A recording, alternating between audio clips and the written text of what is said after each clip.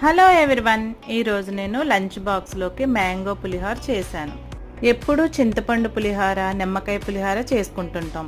ఈ మామిడికాయని తురుముకుని పులిహోర చేసుకోవడం చాలా తక్కువ కదా, కానీ చాలా ఈజీగా అయిపోతుంది. టేస్ట్ కూడా చాలా బాగుంటుంది.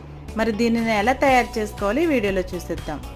ముందుగా స్టవ్ మీద ఒక ప్యాన్ పెట్టుకుని సరిపడినంత ఆయిల్ వేసుకుని పులిహోరకు కావలసిన పోపు దినుసులు అన్నింటిని ఇందులో వేసుకుని అవన్నీ బాగా వేగిన తర్వాత మామిడికాయని తురుముకుని దానిని కూడా ఇందులో వేసుకుని ఒక 2 మినిట్స్ వేయించుకోవాలి. దీనిలోనే కొంచెం పసుపు, సరిపడినంత సాల్ట్ కూడా వేసుకుని బాగా వేయించుకోవాలి. ఇప్పుడు ఈ పోపు దినుసుల్ని మామిడికాయ తురుముని వేయించుకున్నాం కదా, దీనిని చల్లారి పెట్టుకున్న రైస్లో వేసుకుని అంతటిని బాగా కలిపేసుకోవాలి. చేతితో కలుపుకుంటే బాగా కలుస్తుంది. చూసారు కదా ఎంత ఈజీగా అయిపోయిందో సమ్మర్ స్పెషల్ మ్యాంగో పులిహోర.